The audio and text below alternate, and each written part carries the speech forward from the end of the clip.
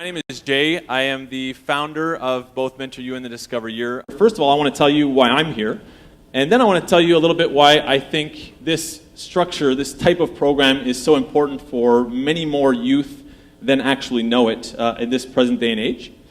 Then we're going to talk about exactly how we think we can help here at Mentor U with the Discover Year program, and of course, I'm going to tell you all the things that are involved in this new and innovative program.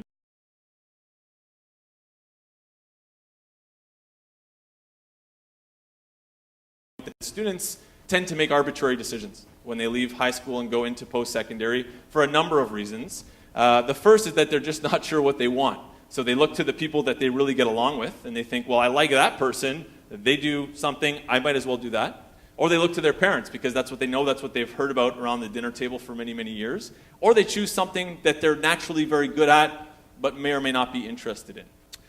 When you combine all those factors with the abundance of information that both students and parents alike are sifting through in a matter of a couple of months in their grade 12 year from September until January, it's important to stop and think about the situation that student, especially, the parent as well, but the student, the situation that they're in. They come into grade 12, they're 17 in most cases.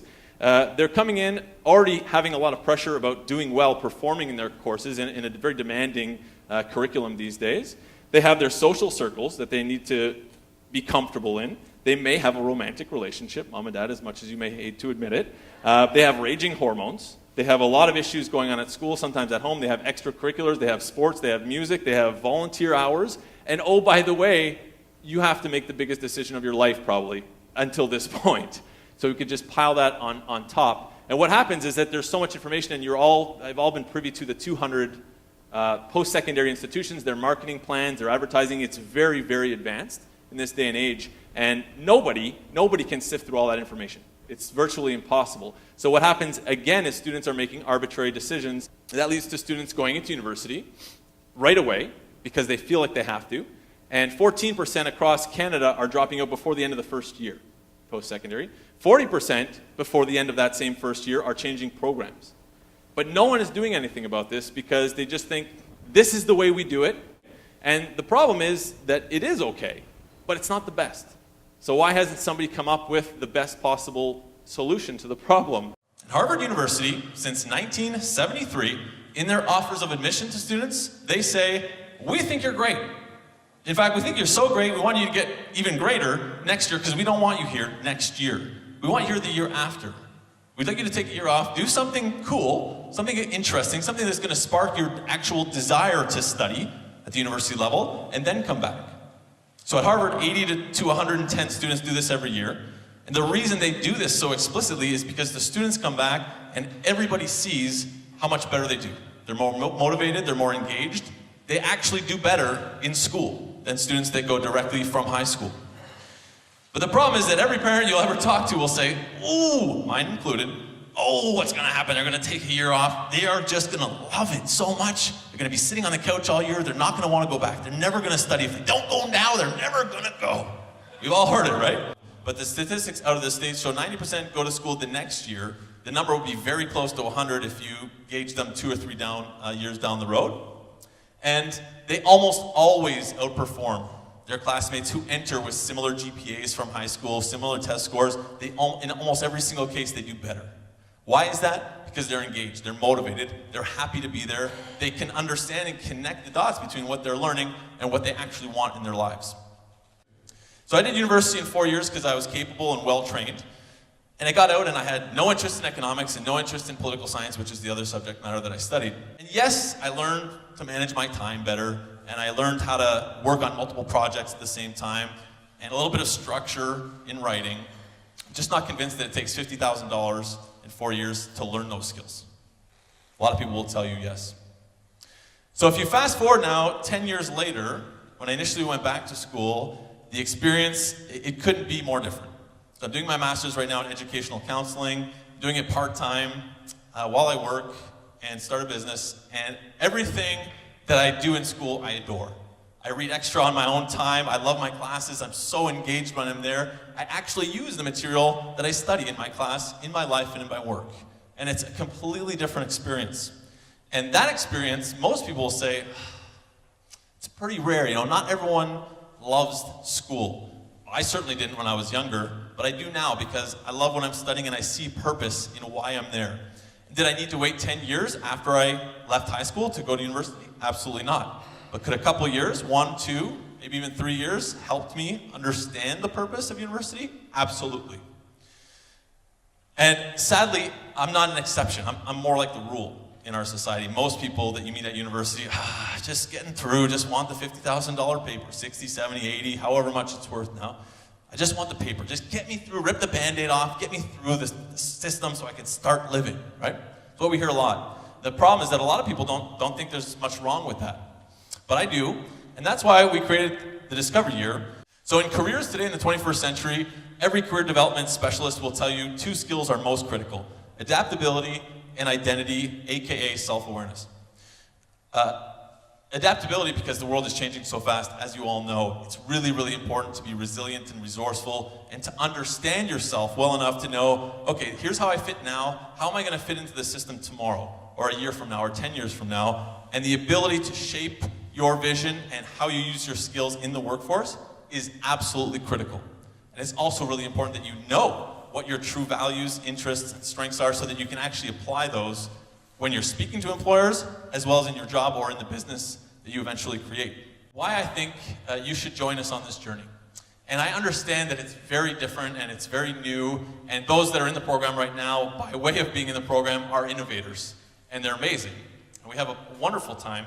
But the reason why I think it might be helpful for the students that are here tonight to apply for the next year, the best way for me to do that is to express to you the one thought and the one feeling that I have every Wednesday, pretty much all day long, when we meet for Discovery Day.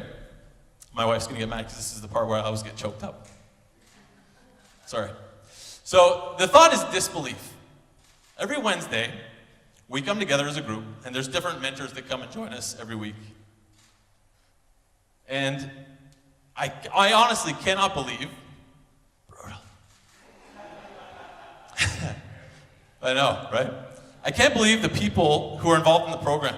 And it's nice that the students mentioned me when they were up here, and I see them a lot, and I'm very thankful for that. But the amazing thing about this program is the people. And the people who know the other people will tell you the very same thing. And it's incredible to me that these people who are so successful and so busy and so dedicated care enough about the next generation that when I asked them to participate in the program, most of them just said, I don't even care what I have to do, Jay. That sounds really cool. I want to be involved. So the one story I want to share is because, and I only choose one story because I don't have time to tell everybody's story, but a lady by the name of Sarah Saska lives in Toronto. And I met her at an event, and I said, Sarah, I think you'd be perfect for our program. Would you like to participate? We're not going to be in Toronto. We're going to be in Ottawa. She said, yeah, Jay, the program sounds awesome. I'd love to contribute. So a few weeks ago, she came up from Toronto on an economy ticket on the train. I paid for her train, and she bought herself some food at Shoppers Drug Mart to keep costs down. She came up, and she gave us an amazing workshop on the unconscious mind and the importance of bias in our day-to-day lives. She hopped on the train, and she went home that day. And during that session, I specifically mentioned her because during this session, one of our participants, I think 3 times, asked her, when she explained what she did in life, in work, so she just finished her PhD, and she has a partnership called Feminuity. She was rated one of the top 100 most powerful women by the Women's Executive Network in Canada. She works with the Vietnamese government. She works with the largest textile manufacturer in Sri Lanka. And one of our participants asked, who do you work for, though, Sarah? And she said, well, me. It's my company. And he's like, no, I get that. But you work with the Vietnamese government. Who do you actually work for? And that's our company. And that's the quality of individuals we have. And this is someone who does a lot of different things. And on a random Wednesday, she said, I'm going to go to Ottawa. I'm going to give this workshop for free to a group of 5, 6 students I've never met. And she loved it. And everybody that comes in loves it. And I'm sure they can tell you that themselves for those that are here.